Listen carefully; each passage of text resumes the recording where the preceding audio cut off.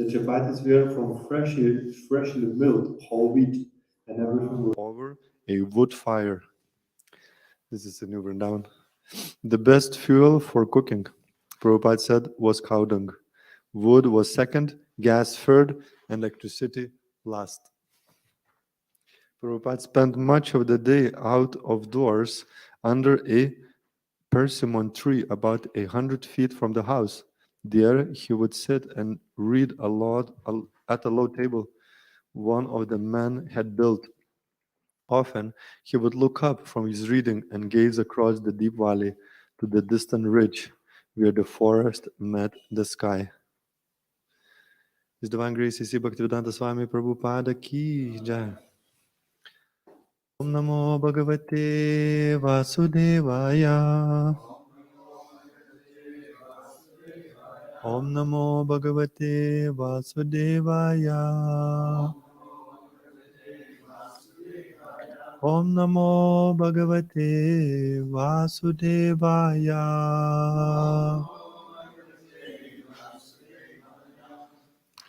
Reading from Grantaraj Srimad Bhagavatam, Canto 6, Chapter 9.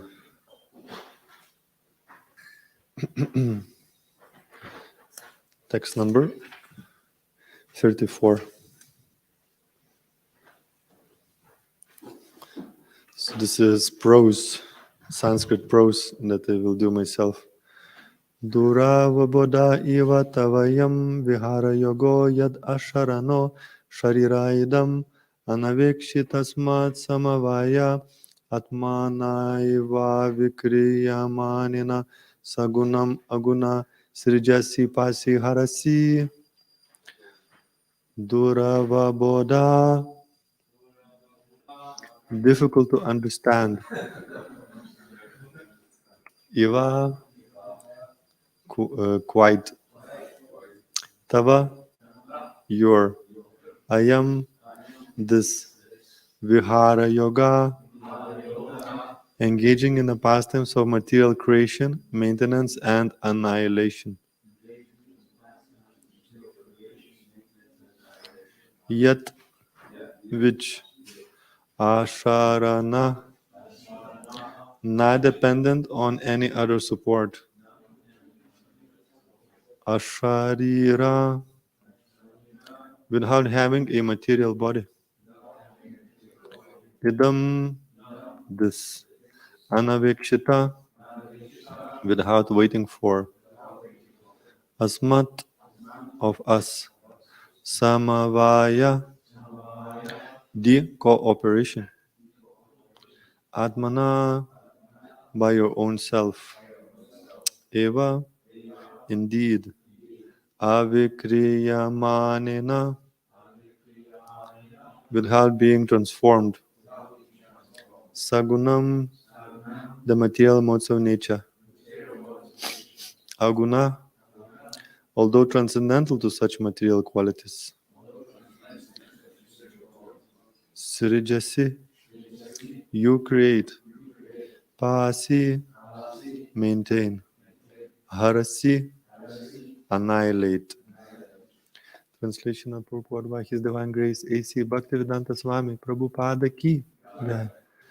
O Lord, you need no support, and although you have no material body, you do not need cooperation from us.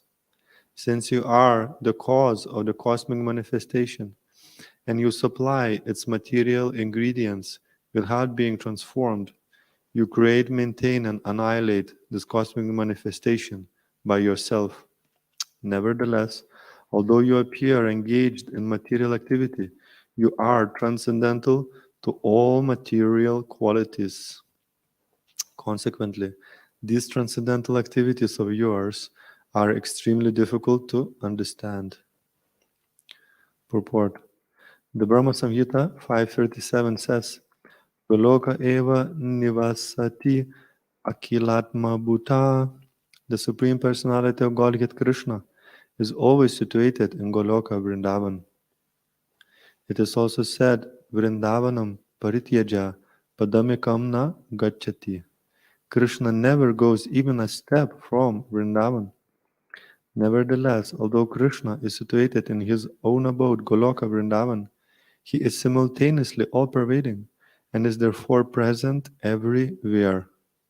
This is very difficult for a conditioned soul to understand, but devotees can understand how Krishna, without undergoing any changes, can simultaneously be in his abode and be all-pervasive. The demigods are understood to be various limbs of the Supreme Lord's body.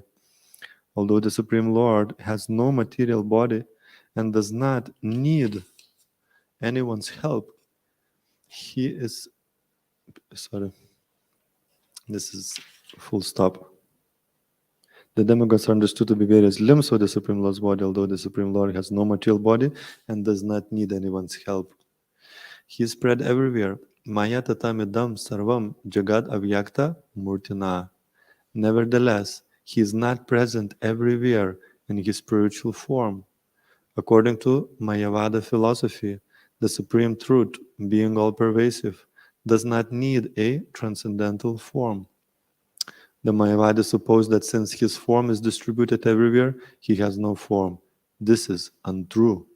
The Lord keeps his transcendental form, and at the same time, he extends everywhere, in every nook and corner of the material creation.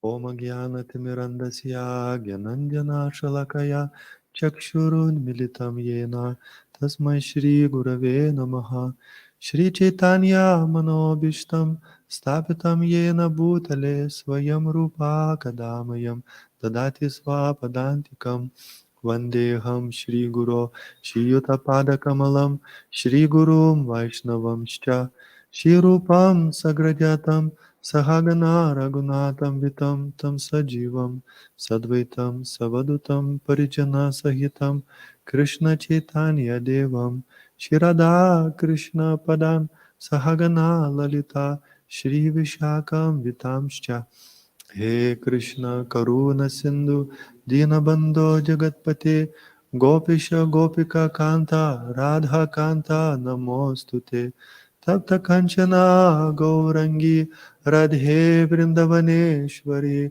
Vrishabhanu Sute Devi Pranamami Hari Priye Vanchakalpatarubhyasya Kripa Sindhubhya Evacha Patitanam Pavanebhyo Vaishnavebhyo Namo Namaha Jai Shri Krishna Chaitanya Prabhu Nityananda Shri Advaita Gadadhar Shri Vasadi Gaura Bhakta Vrinda Hare Krishna Krishna Krishna Hare Hare Hare Rama Rama Rama Hare Hare Mukam Karoti Vachalam Pangum Langayate Girim Yat Kripatamaham Vande Shri Gurum Dinataranam Namo Vishnu Padaya Krishna Prishta Bhutale Shrimati Bhakti Vedanta Swami Nityanamini Namaste Saraswati Devi Gauravani Pracharini Nirvishesha Shunyavadi Pashyatya Desha Tarini. Translation again. O Lord, you need no support, and although you have no material body, you do not need cooperation from us. Since you are the cause of the cosmic manifestation and you supply its material ingredients without being transformed, you create, maintain, and annihilate this cosmic manifestation by yourself. Nevertheless, although you appear engaged in material activity, you are transcendental to all material qualities. Consequently, these transcendental activities of yours are extremely difficult to understand.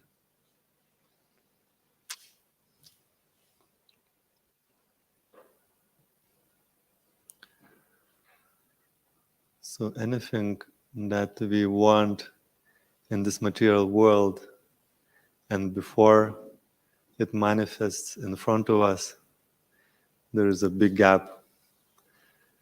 You have to work very hard in this material realm to get what you want.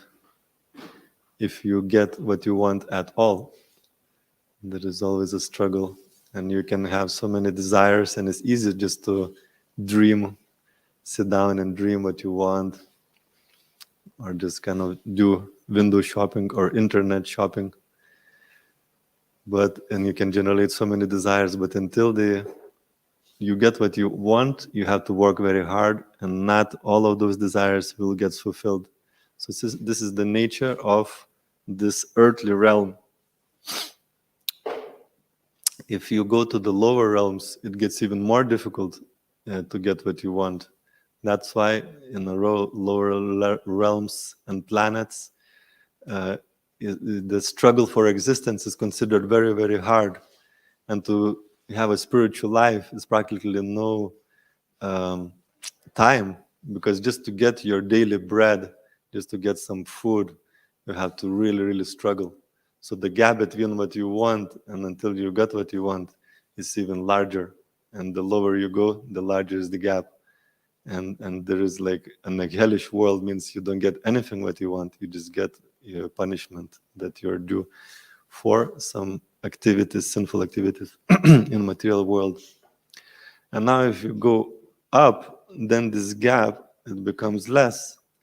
As we can see, some of the things that we read in Srimad Bhagavatam, it seems like, Brahma just thinks about something and it comes out of his body, because the gap is a bit smaller, and in a more subtle realm, things like it functions like Brahma is considered that he's built out, mainly his body is built out of intelligence, and is got like most of people in the higher planets has got ethereal body. And it's described, we read in a previous chapter, that one of the Prajapatis, he created a lot of stuff just in his mind. Whatever he was thinking, it was just coming out. So when we read, that out of such and such, personalities, this kind of species were created. Is not, our conception is that if something is born, then, it has to come out literally out of the womb. This is our material conception, because this is what we have experienced in this material world, in this earthly realm. Thank you. Thank you very much.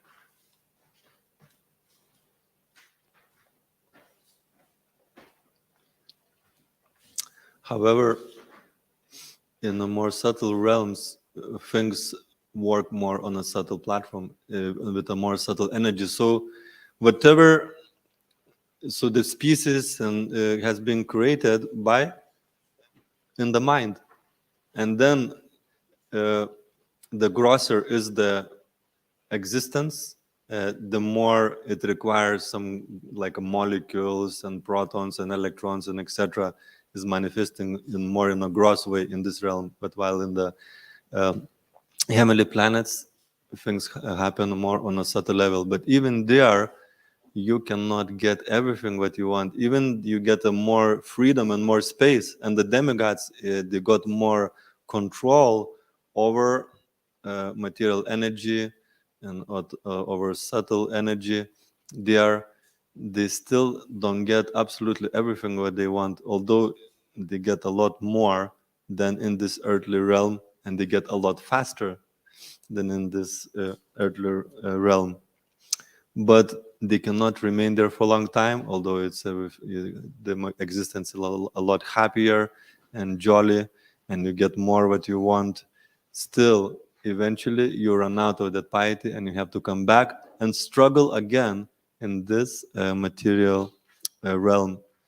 So the reality is that in the long term, whether you're in a heavenly planet, so you're here, you really struggle to get what you want, and you will be really struggling to become happy. So therefore, and we cannot get practically anything without the support of somebody else. So like in the heavenly realms, there is still a law acting that there has to be demigods. They need to get some sacrifice in order to get what they want and be happy. And here in the earthly realm, if you want something, then somebody else has to provide for you. Even if you have lots of money, somebody has to build for you. There's a factories, there's a whole arrangement to get what you want. It's like a massive amount of endeavor from so many parties involved. So there's a lot of support required for getting what you want. The only person who gets what they want without any support, simply by the desire, and the desire gets fulfilled by the energies, is the Supreme Personality of Godhead. This is the difference between living entity who may be thinking, I am the Lord of this material world, or try to conquer this material world with this big massive false ego. But it's never independent, and it's always needs support to fulfill one's desire. And that's why the Supreme Lord is considered the supreme friend who since time immemorial is accompanying the spirit soul, and is so kind that is actually helping to get what we want, even he knows that is not the best thing. And sometimes parents do that as well. If the child really wants something, they may give it, even it's not so beneficial for the child, and the child may then, from his own personal experience, kind of get their fingers burned, and then, okay, I understand, actually I wanted this, but it's not good for me, so I don't want this anymore. So Supreme Lord does that at all. But he himself, he doesn't need any support, and he doesn't need any service, and he doesn't even need all the demigods, that 33 million demigods that facilitating running on this material world. He doesn't even need those.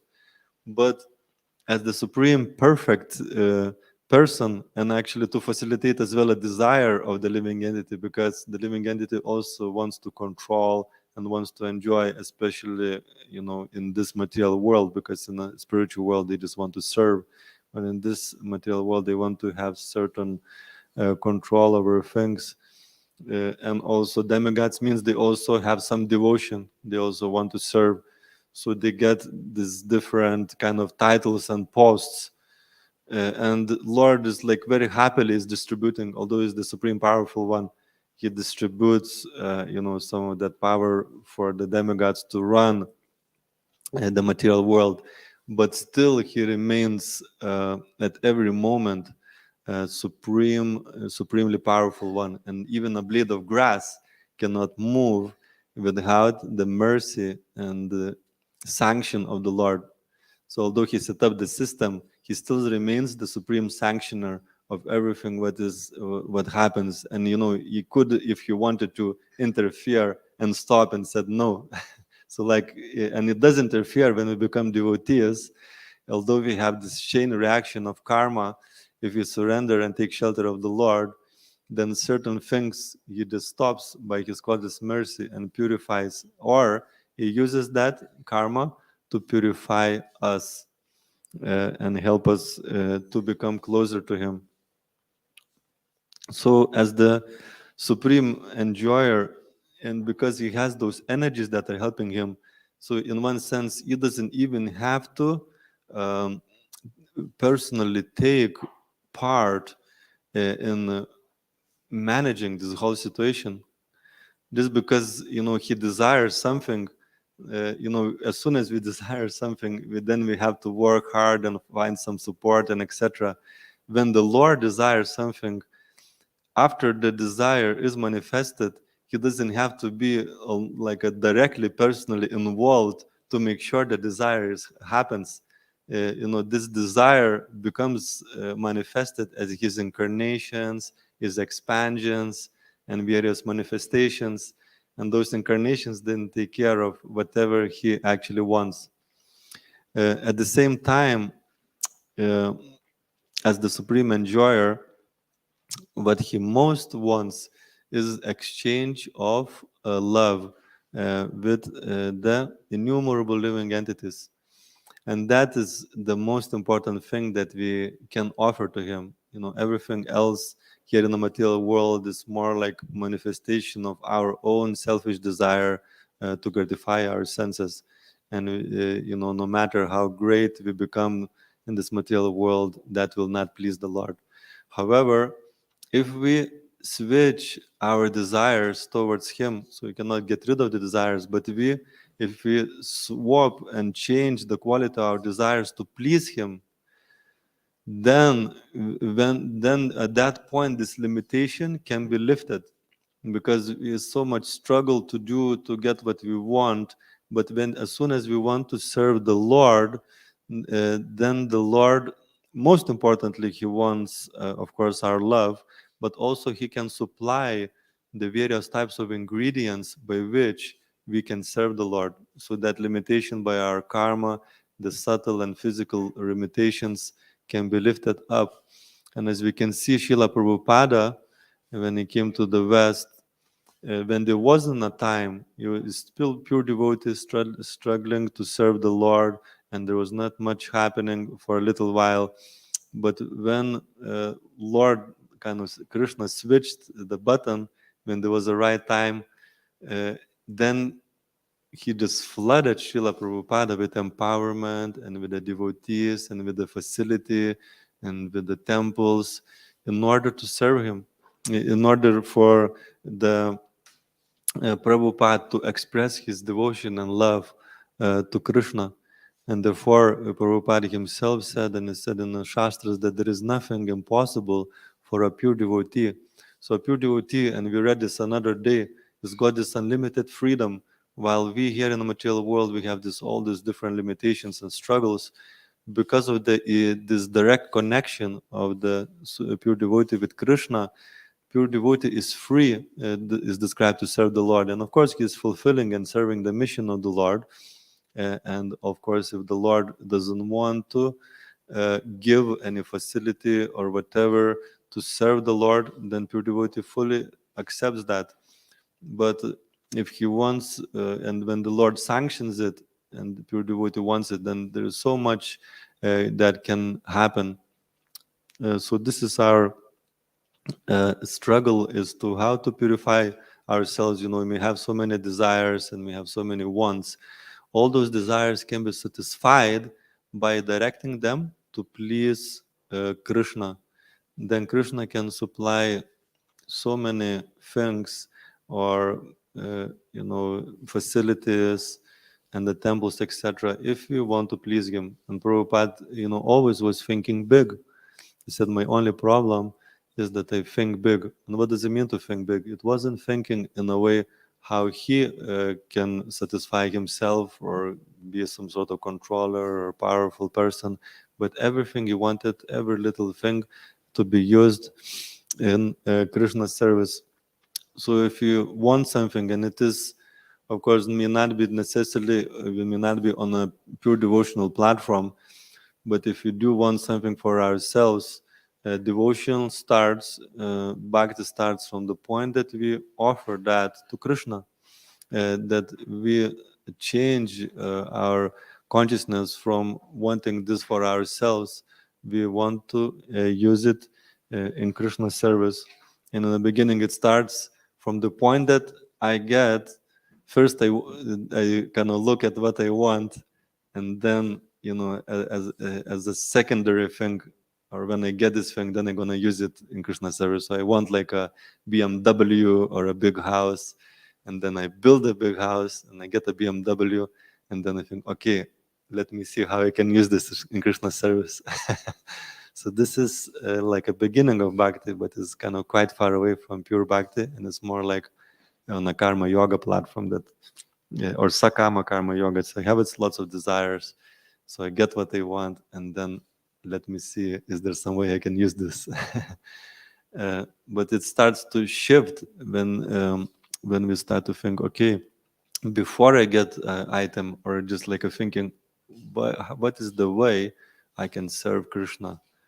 Before even thinking, what I want, we start to think what Krishna wants, what spiritual master wants, and then we start to do this.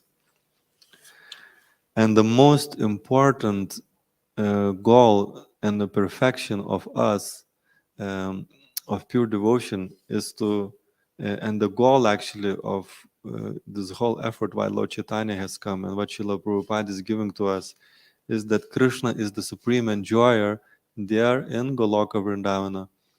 And actually, the ultimate goal is not to fulfill our desire, but is how to please Krishna, how to assist and help him in the supreme pastimes that he is performing in Goloka Vrindavana.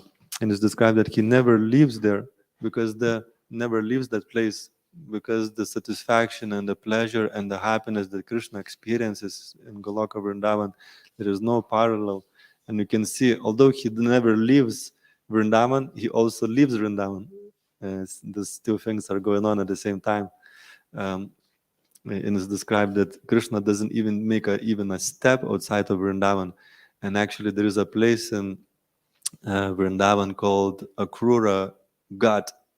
This is the place where Akrura stopped when he was taking Krishna and Balaram out of Vrindavan.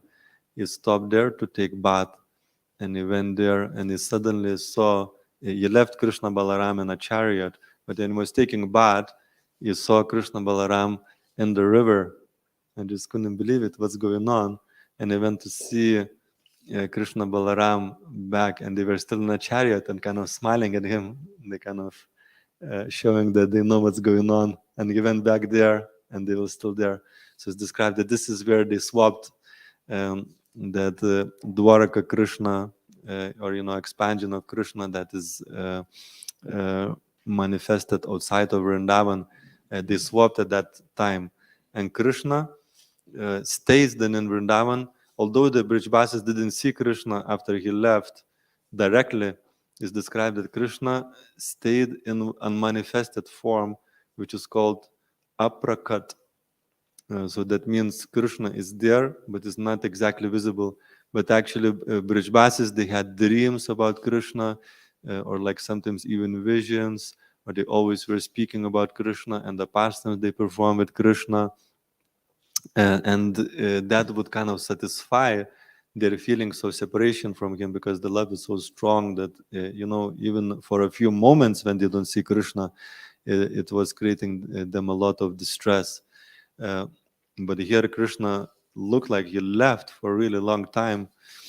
However, when they were speaking about Krishna, were dreaming about Krishna, that would satisfy their hankering for him. And therefore, that is a proof that Krishna was there. Because whenever we hear about Krishna, whenever we read Krishna's pastimes, whenever chant his holy names, Krishna is actually present. And to the degree we become purified, the degree our faith grows, Krishna manifests in that transcendental sound vibration. And therefore we can also start awakening that same type of love that Brijbasis have. And this is material world is actually a school for us to learn to love Krishna, and again to feel separation from Krishna. So the way how this in the beginning is cultivated, that separation, or the seed of it, of separation of Krishna, is the struggle for material existence. There is so much difficulties we may go through, challenges and some consequences of our karma and previous activities and etc. And you can see, although the devotion is kind of mixed of the demigods that they're praying for Krishna's help. Shishikone Taimai Purusha Shiki Jai.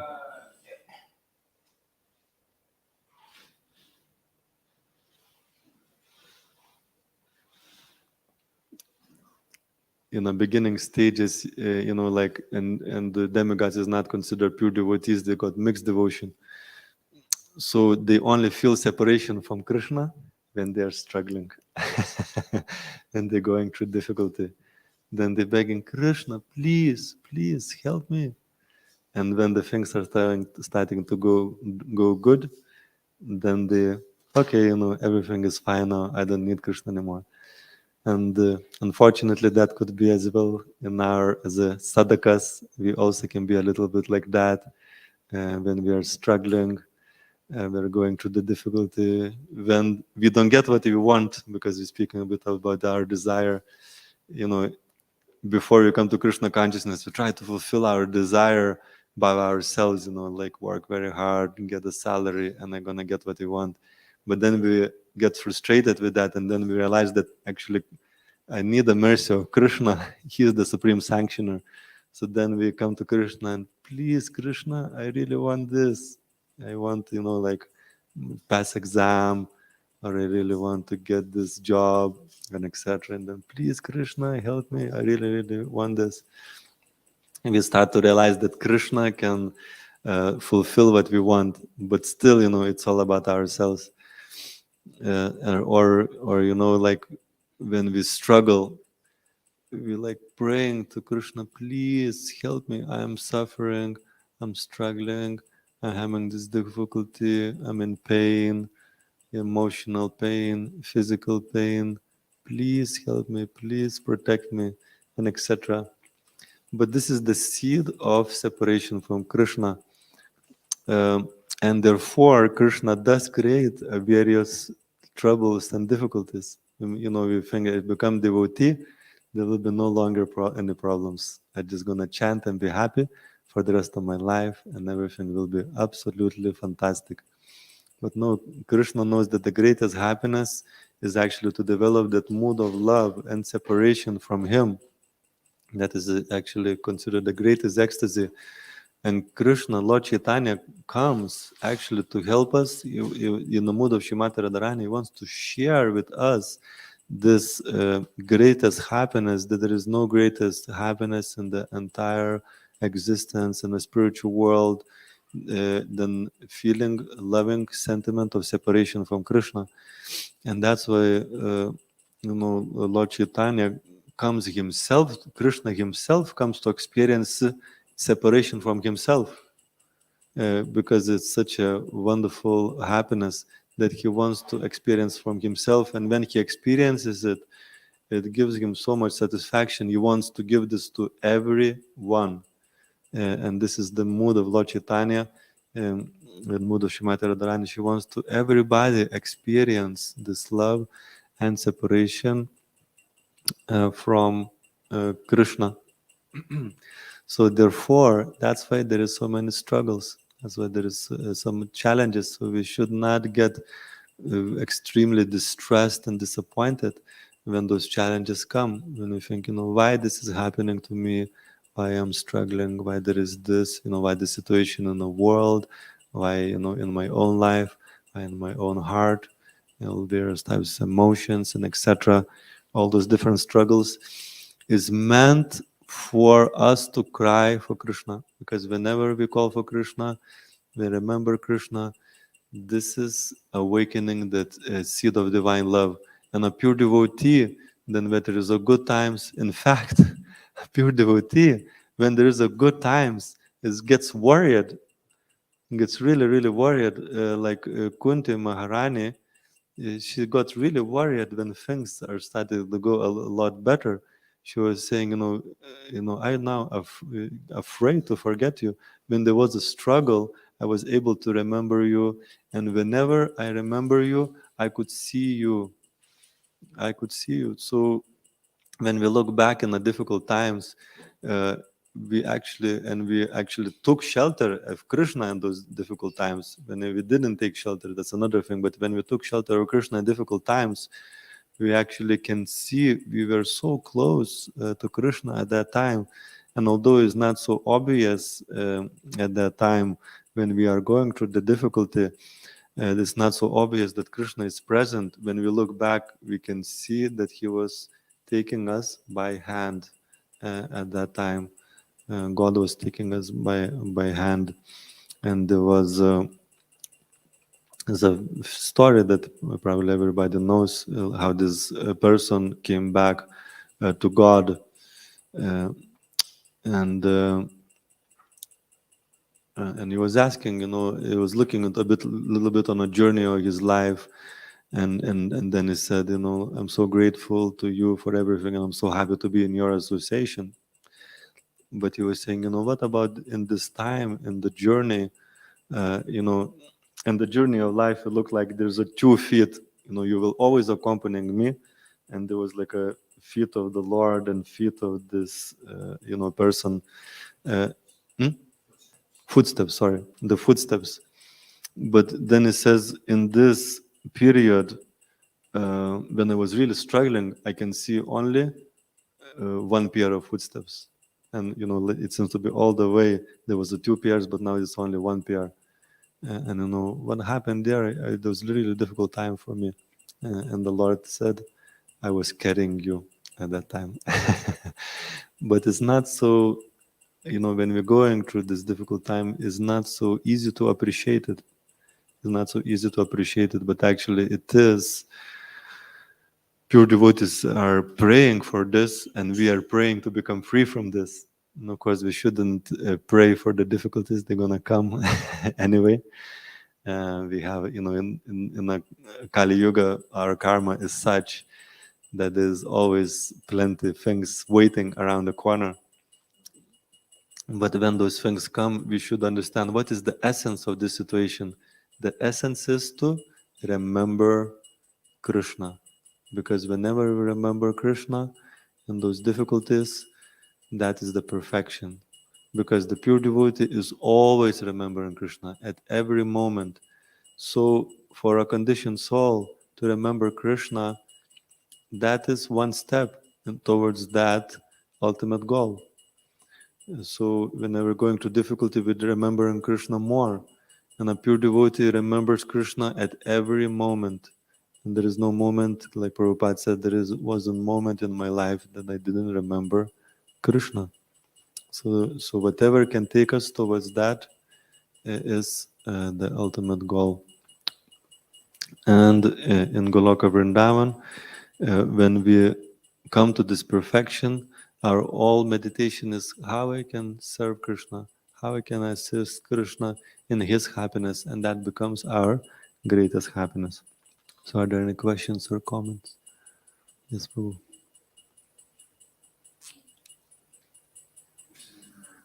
Krishna. Oops. Krishna. Number 4.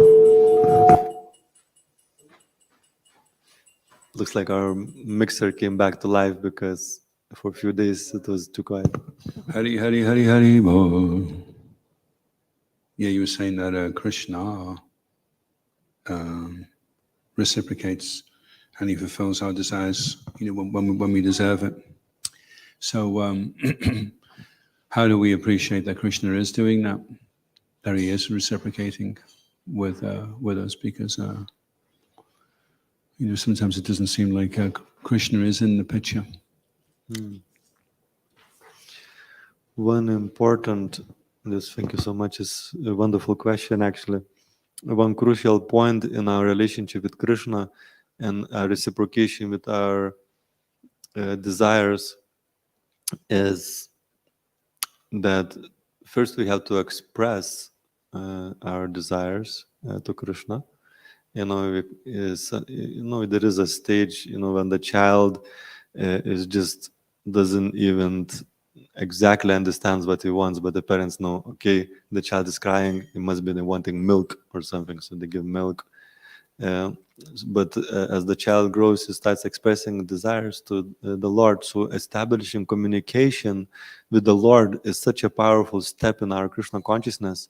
When we start praying, when we start revealing our heart to the Lord, then we start experiencing how He reciprocates. Because if you don't express our desire, it's more difficult to see and experience when that Lord reciprocates.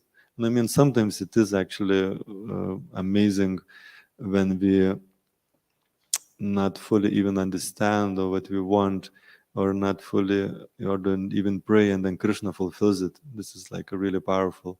But as we can see, it is important aspect of devotional services to pray and establish dialogue, and then you can see how Krishna is reciprocating with your prayers, so your faith grows. Now, another important thing in terms of reciprocation is that it may not come in a way that you are hoping for. Anybody has experienced that? That you may be praying for something, you want something, and it's actually quite devotional and Krishna conscious and etc. You want to be, like, for example, free from some anartha, I want to become free from envy, I want to become free from anger. And then the person comes a lot better than you. You're just praying, please, I just want to be better, I want to free from envy. And then you start to see people, they're actually better than you and just becoming more envious, wondering, what's going on here?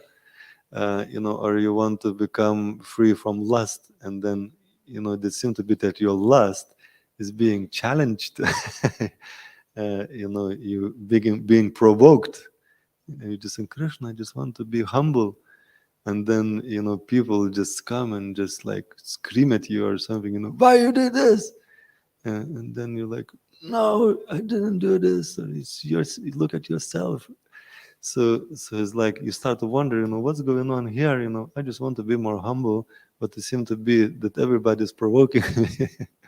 So we have to have this trust in Krishna that is our well-wisher, and He knows better how to free us from these things that we're praying to become free from. Often, before you can become free, you have to really deal with the stuff.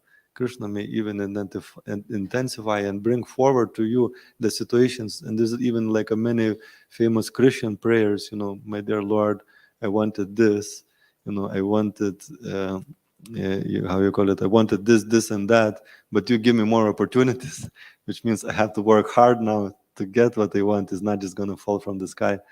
I wanted to be humble and people are provoking me. I wanted to become free from lust. And then I seem to be the objects of provocation are increasing, and etc. So Krishna will fulfill your desire, but often in a way that you are not expecting, because he is so expert. He's called Rasa Raj.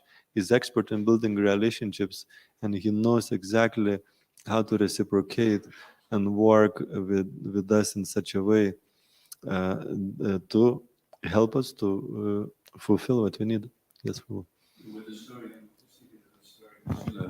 Srila Bhattisiddhanta Saraswati Thakur, when the person who was heckling him died, he was crying because he said, "My best friend has died now."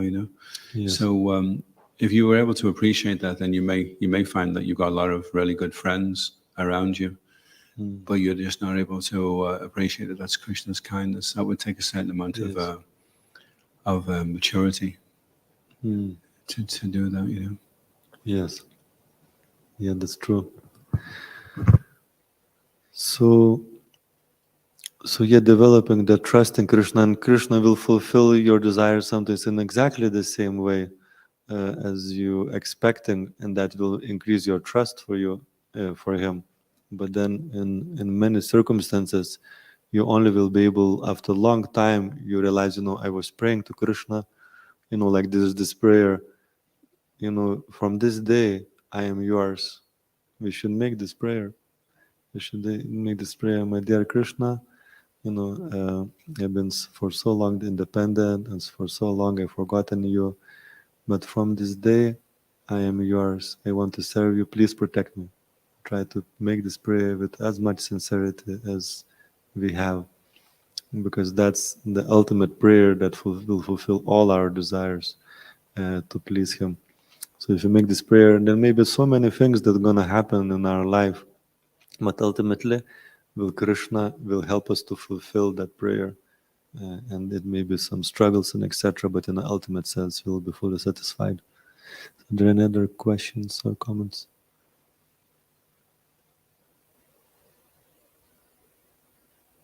Yes, Prabhu. I'm just reading in response to that, my Bhattisiddhanta Saraswati Thakur, he says that when the thoughts of others just in misguide you, introspect and find faults with yourself. Nobody can harm you unless you harm yourself. So that's when you really practice protection, where you say you're going to become humble and tolerant. But it seems like you're putting yourself in a vulnerable position. The only way you're going to really experience Krishna's protection is if you're going to be perfectly tragic. And manifest those qualities which you rely on, which is don't depend on God. Yes. Yes. Yes, understanding the protection like this. There was another story. This lady, she was carrying like a really heavy weight on her shoulders, and it's getting like a really, really hard. And she was like couldn't really put it down because she would not be able to put it back on. So she was praying to the Lord, please help me, please help me. And the Lord appeared in front of her. And she said, he said, what do you want? He said, please, can you put this heavy load on my other shoulder? And then she carried on, So we need to know what to ask from the Lord and what means protection. So we may be praying for this, that, and another thing, and Krishna may fulfill it. But it's not really going to solve the problem. Maybe solve some on some physical level or some emotional level.